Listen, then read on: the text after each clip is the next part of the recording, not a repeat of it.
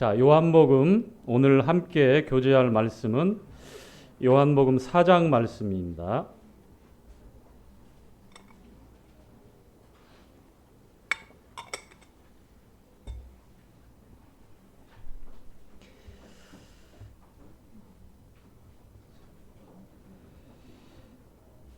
이제 2022년 한 해가 한 주일밖에 남지 않았죠.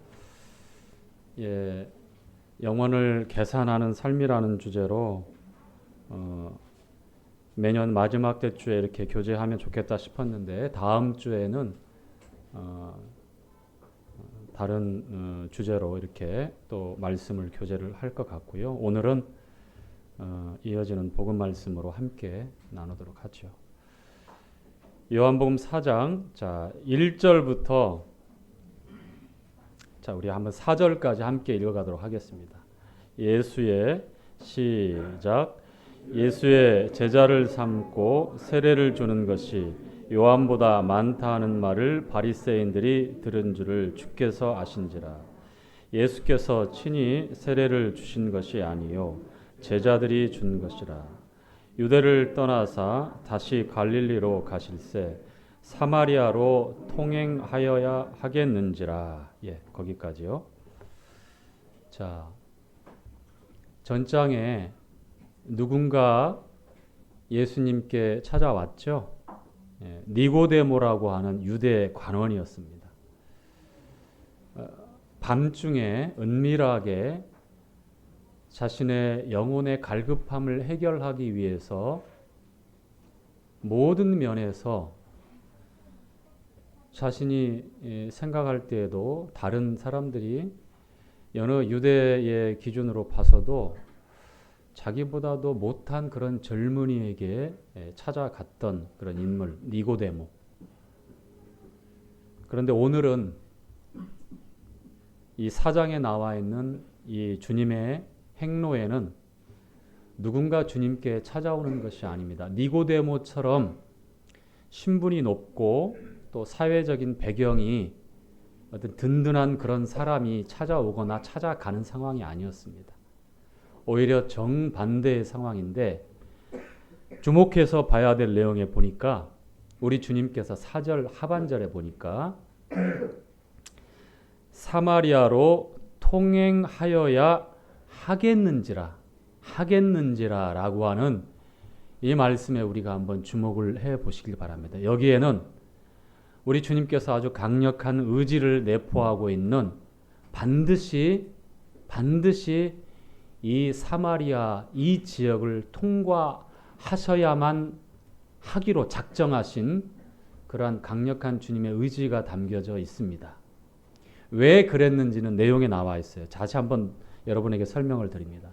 전장 3장에는 주님이 누군가를 찾아가지 않았죠. 그렇죠?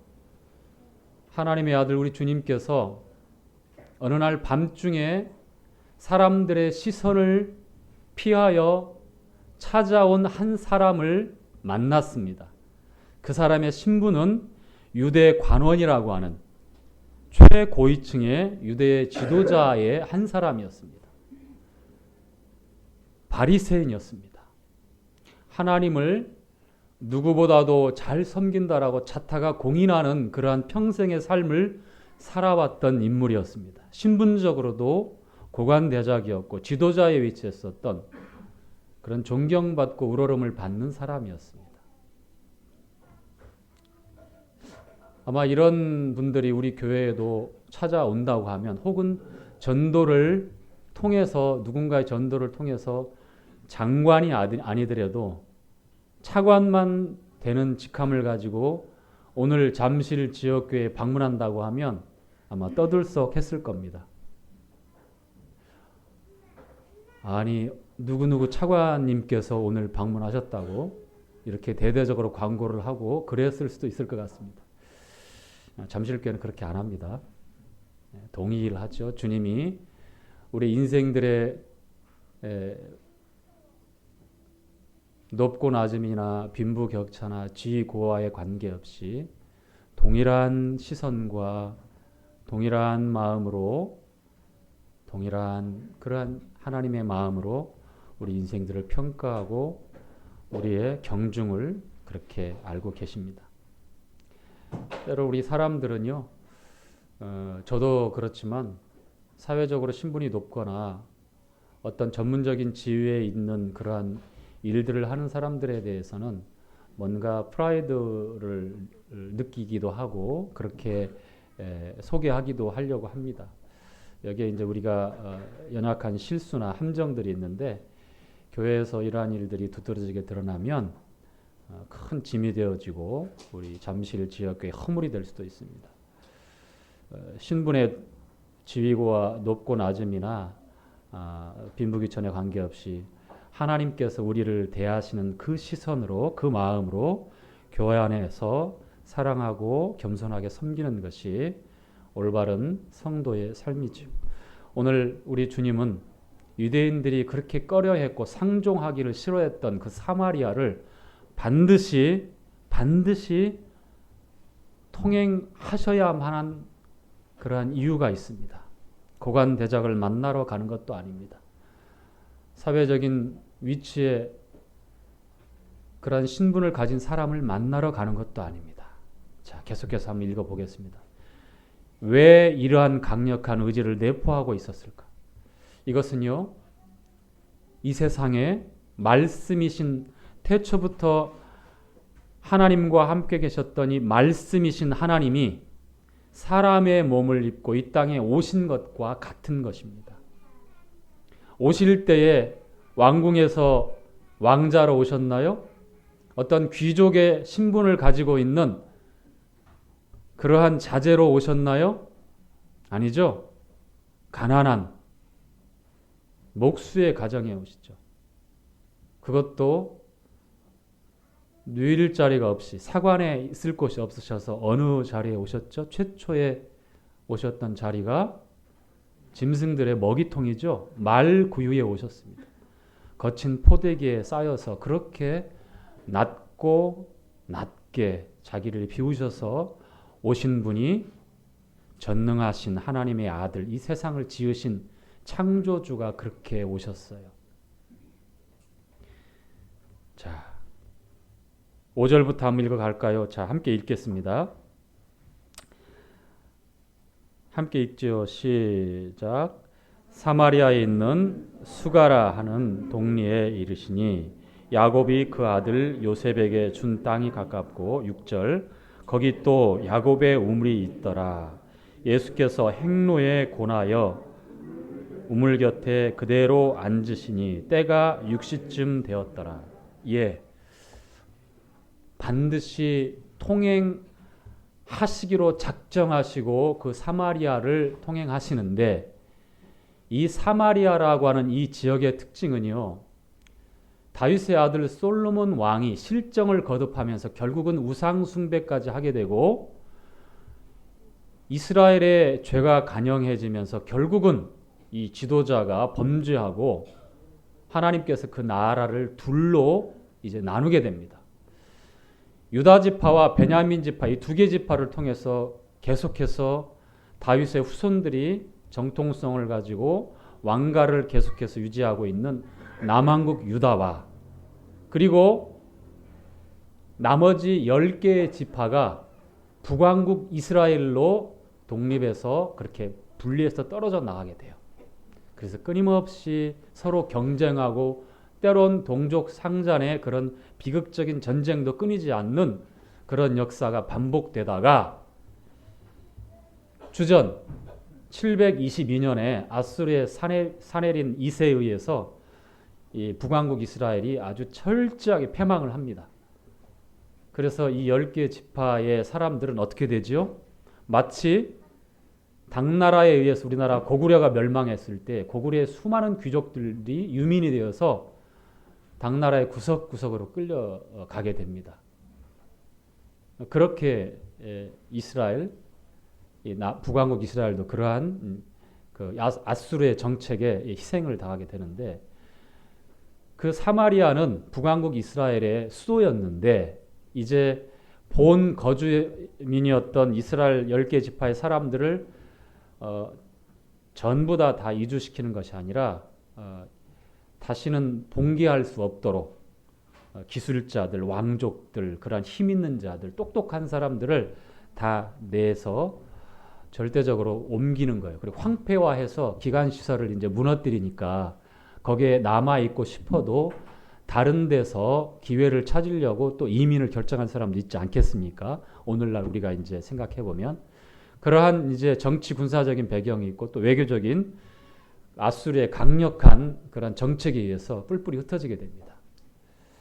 그리고 그 자리에 그 주변에 아수르가 먼저 정복하고 지배하고 있었던 잡족들, 다양한 민족들의 사람들을 끌어들여서 혼혈화 정책을 해요.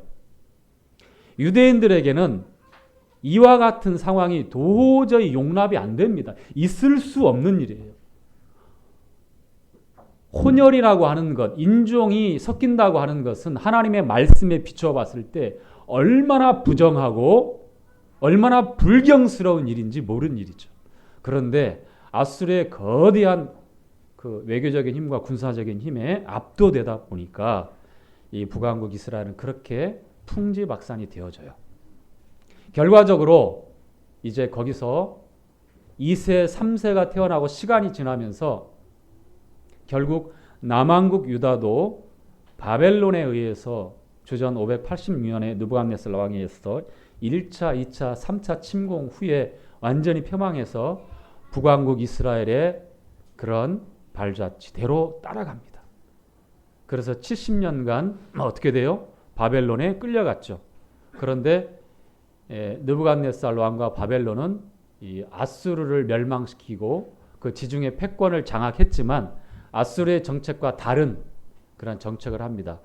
물론 동일한 것은 지도자 역할을 했던 그런 왕족들, 귀족들, 기술자들은 전부 다 뽑아서 1차, 2차, 3차 때 다 바벨론으로 끌고 갑니다. 지금은 이제 이라크 지방인데 거기서 주님의 말씀대로 70년간 이제 기나긴 포로 생활을 하고 이제 마치고 귀환해서 느헤미야, 에스라 같은 그런 학사들을 통해서 이제 재건을 예루살렘 성이나 성전이 재건이 되죠.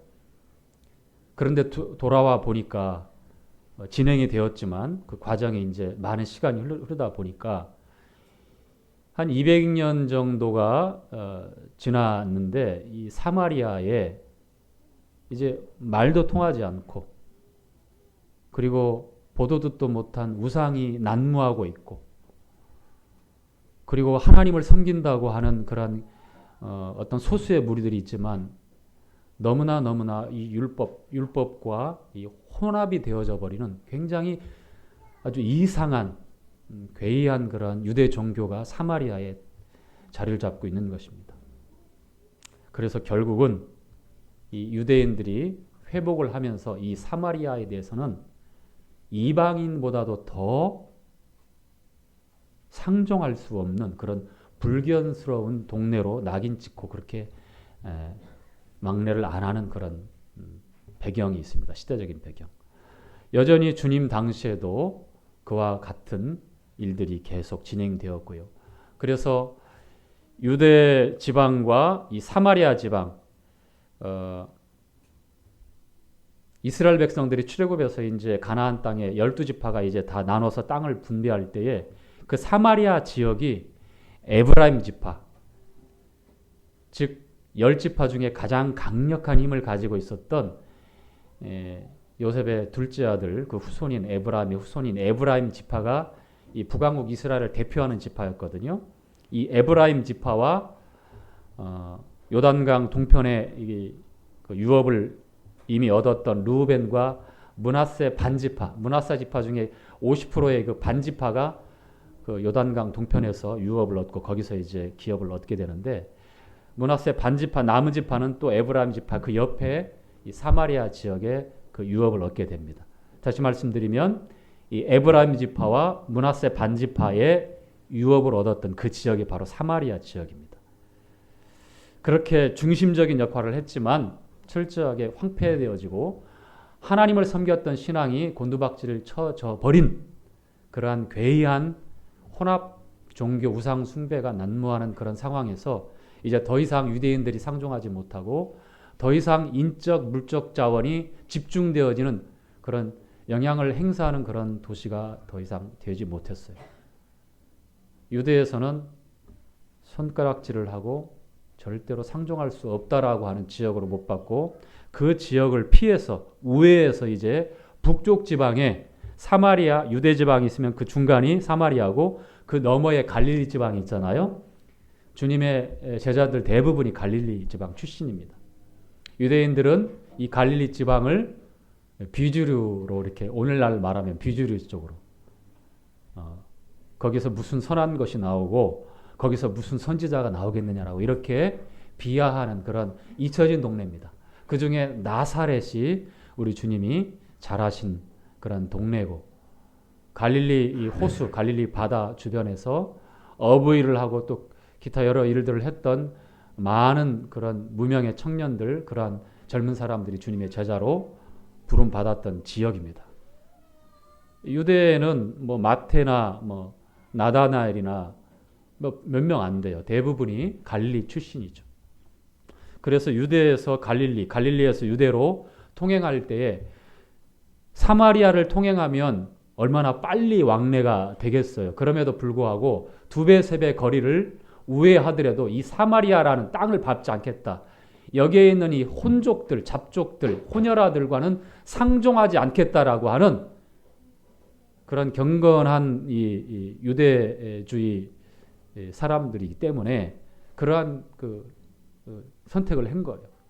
그래서 예수님 당시에도 여전히 2배, 3배 거리를 돌아서 우회해서 그렇게 갈릴리와 유대를 왕래했었는데 주님은 반드시 이 사마리아를 통과하기로 작정하시고 오늘 읽은 본 말씀에 그렇게 행로를 정하셨습니다. 자, 그런데 그 행로에 얼마나 지치셨는지 주님이 우물가에 털썩 주저앉아 계십니다. 우리 주님은 완전한 인성을 가지고 오셨죠? 그렇죠? 반은 하나님이고 반은 하나님의 아들이고 반은 사람이고 그게 아닙니다. 완전한 100%의 사람으로 오셨어요. 우리와 똑같은 사람으로. 그런데 성경은 죄 있는 이 형상을 입고 오셨다고 말합니다. 그만큼 제한적이고 그만큼 연약에 둘러싸여 있는 육신을 가지고 오신 겁니다. 구약에도 보면 천사들이나 또 우리 주님이 육화한 사건들이 나와요. 아브라함에 나타났던 그 3명의 사람들. 아브라함이 영접했죠. 3명 중에 한 분은 주님이니까 아브라함과 아브라함의 끈질긴 중보기도에 끝나고서 바로 이제 영으로 천상으로 가셨다면 두 사람은 여전히 청년의 몸, 남자의 몸으로 어디에 들어갔어요? 그 천사들은 소돔 성에 들어갔잖아요. 영이신 하나님과 영적인 존재인 천사들도 육화할 수 있지만 그러나 주님이 사람의 몸을 입고 오셨다는 것은 우리와 똑같은 구약에 나타난 육화된 주님의 몸, 하나님의 몸, 육화한 몸이나 천사들이 육화해서 했던 몸은 이런 연약한 몸이 아니에요. 능력을 행사할 수 있고 그리고 제한을 받지 않는 그러한 몸입니다. 신령한 몸이죠. 우리가 부활할 때에 우리가 이제 주님과 같은 모습으로 우리의 낮은 몸이라고 얘기하죠. 죄인의 형상대로가 아니라 영화로운 주님의 모습으로 우리가 그렇게 변화되어지고 부활할 것인데요. 그런데 주님이 말씀이신 하나님과 계셨던 생명의 말씀이신 주님이 말씀이 육신이 되어 우리 가운데 거하실 때는 우리와 똑같은 슬픔과 감정, 이 모든 지정의 감정을 가지시고 배고프시고 연약하시고 줄이실 뿐만 아니라 똑같은 시험에 노출될 수 있는 그러한 연약한 몸을 입고 오셨다고 하는 것이 완전한 100% 완전한 인성을 가진 우리 주님의 성육신입니다. 그래서 이제 30대 초반인데 그렇죠? 주님의 공생의 시작이 도성이 형제 같은 나이고 도성이 형제 30대 중반에 접어드나요? 아니죠. 용문이 형제 같은 나이죠. 그렇죠? 이런 젊은 혈기왕성한 청년의 나이에 그 행로에 얼마나 고나셨든지 우물가에 털썩 주저앉아 계시는 거예요. 주님은 새벽 미명에 일어나서 시작하셨어요. 아버지와 기도하시면서. 그리고 끊임없이 누군가를 찾아가셨고, 그리고 쉬지 않고 하나님의 나라의 비밀을 전하셨습니다. 찾아오는 영혼들 받아주셨습니다. 그늘지고 슬픔에 잠겨있고 사망의 그늘에서 신음하는 그런 약자들을 특별히 사람들에게 따돌림 당하고 누구에게도 존경을 받지 못하는 그러한 기구하고 가련한 인생들을 사랑하시고 찾아가셨습니다. 뿐만 아니라 성납게 성을 내면서 어떻게든 주님을 위기에 빠뜨려서 신성 모독죄로 혹은 로마의 공법을 대항하는 그런 반역자로 그렇게 만들어서 처형하려고 하는 주님의 원수들이 호시탐탐 노리고 계속해서 주님을 시험하는, 우리가 쉽게 얘기하면 굉장히 스트레스를 받을 수밖에 없는 그런 날들이 계속되었던 거예요. 그래서 제가 생각할 때는 그래요. 주님이 목수일 하시고 근력도 좋으시고 이제 30대 초반인데 이렇게 힘드셨을까? 주님의 공생의 기간은요, 참으로 하나님 아버지께서 하나님의 뜻을 이루시기 위해서, 아버지의 뜻을 이루기 위해서 쉴 수 있는 그런 여가를 조금이나마 당신을 위해서 사용하는 그런 시간들이 아니었습니다. 1분 1초가 모든 삶의 목적이 그 하나님의 뜻을, 아버지의 뜻을 이루시기 위해서 오셨기 때문에 이 제자들을 양육하고 제자들을 함께 동거하면서 쉬지 않고 식사할 겨를도 없다라는 말씀이 성경에 여러 번 기록되어 있잖아요. 그렇죠? 식사할 겨를도 없이. 그러니까 이 식사 거르는 것은 다반사였고, 그리고 충분한 수면을 취하실 수 있는 그러한 시간 사용을 하신 것도 아닌 것 같고, 그렇지만 그렇게 지치고 쓰러질 그런 상황까지 아버지의 뜻을 이루시기 위한 그 초급한 마음으로 반드시 통행하셔야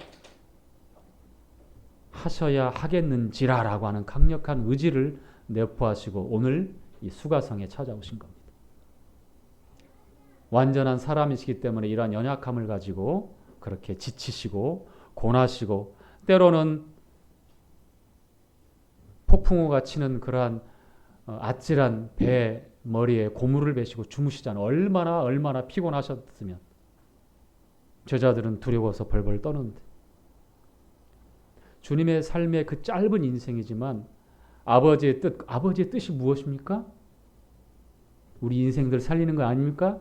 여러분들 살리기 위한 아들을 통한 희생 아닙니까? 그 일을 순종하고 그 일을 완성하고 이루시기 위해서 오늘 또 그렇게 쉬지 않고 인도하시는 그 길을 따라가는 것입니다. 자, 7절부터 읽어가죠. 여기 이제 6절 말미에 보니까 제 6시쯤 되었더라고 나오죠. 이제 두 가지 시간이 나옵니다. 유대식이면 이 6시면은 정오 12시입니다. 근데 요한복음은 거의 로마식으로 기록된 성경 내용이라고 또 이제 분별을 해요. 그래서 이 6시면 오전 9시거나 오전 6시거나 오후 6시일 것이다라고 이렇게 또 분별하는 사람이 있습니다. 그런데 전후 문맥을 볼 때에 로마식으로 시간을 볼 것이 아니라 유대식으로 보는 게 맞다. 3시면 오전 9시고 6시면 12시고 9시면 오후 3시입니다. 주님이 빌라도 법정에서 정죄를 받고 끌려가실 때 어떻게 되셨어요? 이른 아침에 법정에서 그렇게 언도를 받고 3시에 9시에 그쵸? 그리고 9시부터 6시부터 9시까지 어두워지는 장장 6시간 동안 이제 십자가에 달리는 그런 시간 진행 상황이 나오는데요. 여기서 정오로 유대식으로 분별하는 것이 맞지 않겠냐. 왜냐하면 우물을 길러 나오는 한 우물가에 물을 길러 나오는 한 여인이 있는데 사람들의 시선을 피해서 나와야 되는 이유가 있잖아요. 그래서 저녁 6시라고 하면 해가 뉘엿뉘엿 지는 때이기 때문에 사람들이 많은 활동을 해서 이미 우물가에는 많은 여인들이 나와 있을 거예요. 그 동네 사람들이 물을 길기 위해서. 그래서 요한복음이 로마식의 시간 전개가 되고 있지만 이 시간 분별은 유대식으로 보는 것이 맞다. 즉 6시라 하면 12시 정오, 가장 뜨거운 사람들이 집 밖을 출입하는 것을 조금 꺼려하는 시간대 아니겠느냐 이렇게 보고 분별을 하겠습니다. 자, 7절 함께 읽지요. 시작. 사마리아 여자 하나가 물을 길러 왔음에 예수께서 물을 좀 달라 하시니 이는 제자들이 먹을 것을 사러 동리에 들어갔음이로라. 9절. 사마리아 여자가 가로되 당신은 유대인으로서 어찌하여 사마리아 여자 나에게 물을 달라 하나이까 하니 이는 유대인이 사마리아인과 상종치 아니함이로라. 왜 유대인이 사마리아 사람들과 상종하지 않는지 설명을 드린 대로입니다. 그래서 유대인이신 주님께서 사마리아인 여자에게, 그것도 남자가 여자에게 말을 통해서 이렇게 대화를 한다고 하는 것은 상당히 조심스러운데 또 상대가 유대인이고 사마리아인입니다. 있을 수 없는 일인데 어떻게 이럴 수 있습니까? 라고 반문하는 거예요. 자, 주님은 진짜로 목이 마르셔서 그렇게 말씀하셨을 수도 있고요. 그리고 이 물을 달라고 하신 첫 번째 이 대화를 통해서 우리 주님께서 반드시 사마리아를 통행하시고자 했던 그 강력한 의지를 왜 다 꺼려하는 이 길을 고집하셨을까? 바로 그 목적과 그 이유가 나와 있습니다. 바로 이 이름 없는 수가성의 한 여인. 누구도 이 여인을 찾아가지 않습니다. 이 여인이 주님 앞에 찾아온다고 하는 것은 역시나 너무나 이해할 수 없고 상상할 수 없는 일입니다. 물론 복음서에 보면 혈루병을 12년 동안 앓고 또 천형이라고 알려져 있는 문둥병을 앓고 있는 수많은 사람들이 나는 부정하다 입을 가리고 사람들을 피해서 숨어야 되지만 죽기를 각오하고 주님 앞에 나아가서 주님 원하시면 저를 깨끗게 하실 수 있나이다. 그렇게 간절하게 고백했던 내용도 나옵니다. 그때마다 주님이 물리치지 않고 고치고 안심하라 네 믿음이 너를 온전케 하시니 돌아가라. 그렇게 하신 기록들이 나옵니다만 보편적으로 대부분은 이런 일들을 예상할 수가 없는 일입니다. 그래서 오히려 주님은 그들을 찾아가시는 거예요. 주님이 이 사마리아 여인을 수가성에 있는 이 여인을 찾아갔다고 하는 내용들, 이 내용들은 단순히 요한복음 4장에 기록된 여기에 한 이벤트적인 한 일들로 끝나는 것이 아니라 이것이 우리 주님이 사람의 몸으로 이 땅에 오신 반드시 오시고야만 아버지 하나님의 그 뜻을 이루시고자 반드시 사람의 몸을 입고 이 땅에 오신 비우시고 낮추시고 죽기까지 복종하시고 순종하신 주님의 거룩한 겸손이며 다함이 없는 저희를 대하신 사랑하심입니다.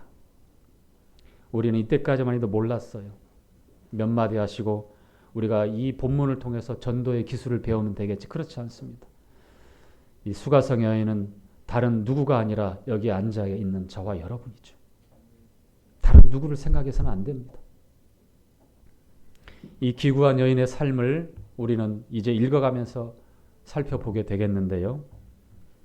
우리의 삶이 이 사마리아 여인처럼 성이 다르고 삶의 배경이 다르기 때문에 나와는 상관이 없는 것 같지만 하나님을 떠난 죄인된 인생들, 절망적인 이 흑암의 권세에 사로잡혀 있고 사망의 그늘에서 신음하는 우리 인생들이 나를 가만히 돌이켜보면 이 여인과 진배 없다라고 하는 사실들을 우리는 다 공감하고 그렇게 시인할 수밖에 없을 것입니다. 주님은 이 여인을 이제 생수로 생명수 되신 주님에게로 이끌기 위해서 하나 둘 이제 보여 이끌기 시작합니다. 자, 10절 말씀 함께 읽도록 하죠. 예수께서 시작.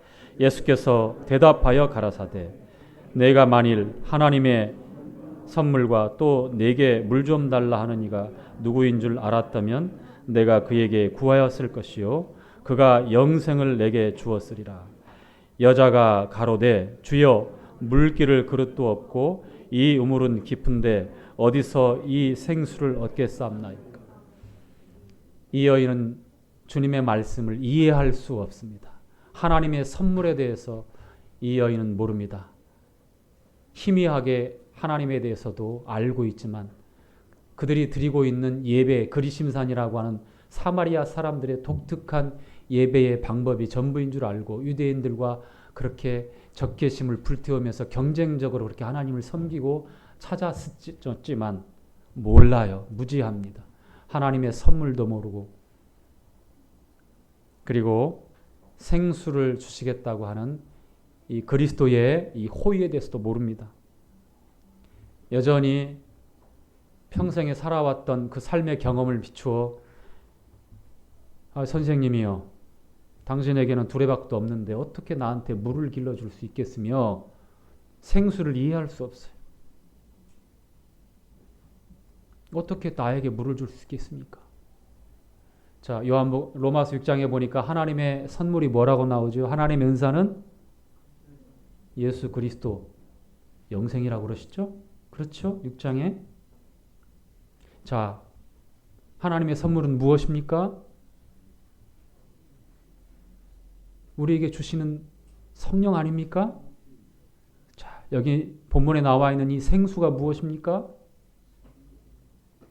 한 번 마시고 또 타는 목마름을 해결하기 위해서 끊임없이 찾아야 되는 그러한 일반적인 음료일까요? 자, 예레미야서 2장 13절에 뭐라고 나와 있습니까? 이스라엘 백성들의 두 가지 악에 대해서 뭐라고 말씀하고 있죠? 자, 생수의 근원된 하나님을 떠난 것과 그리고 두 번째 악은 무엇이죠? 스스로 웅덩이를 팠다라고 말합니다. 왜 웅덩이를 팠겠습니까? 물을 저축하려고. 그 저축한 물로 연명하고 살기 위해서. 생수의 근원이 뭡니까? 마르지 않는 샘입니다. 끊임없이 솟아나는 물이죠. 수고하지 않아도 됩니다. 웅덩이를 파지 않아도 돼요.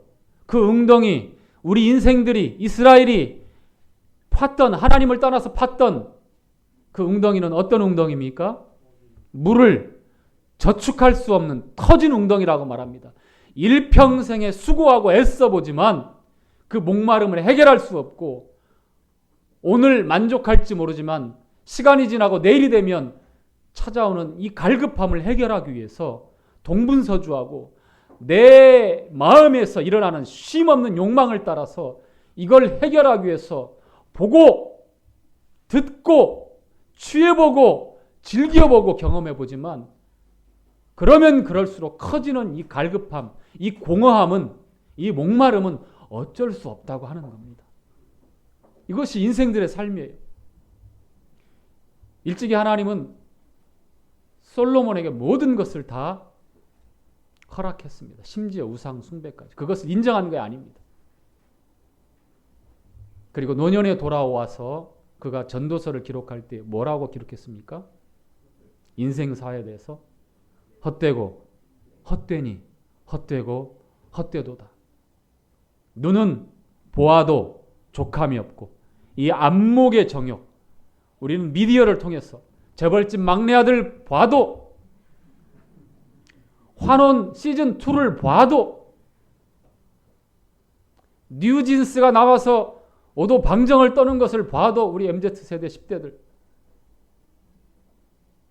BTS가 뭐 그래미상을 뭐 탄다고 어쩐다고 해도 눈은 보아도 족함이 없습니다. 몇 억짜리 스피커를 갖추고 서라운드로 그 귀를 즐겁게 하기 위해서 그렇게 음향 시설을 갖춘 그런 감상실에서 아주 훌륭한 클래식을 들어도 차지 않습니다. 유명 강사의 그 유쾌한 명연설을 통해서 우리 심금을 울리고 울었다 웃었다 스트레스가 다 풀린 것 같아서 뭔가 내 삶에 희망이 보이는 것처럼 사는 것 같은데 또 지나면 그 자리에 있는 여러분 자신을 보면 들어도 차지 않습니다. 생수가 아니고서는 절대로 불가능한 것이 우리 인생사에 터진 웅덩이라고 하는 겁니다. 우리는 여전히 하나님을 떠나서 생수의 근원되는 하나님을 떠나서 스스로 웅덩이를 파며 그리고 나를 위로하고 만족하기 위해서 얼마나 많이 보고 얼마나 많이 취하고 얼마나 많이 듣고 모든 것들을 다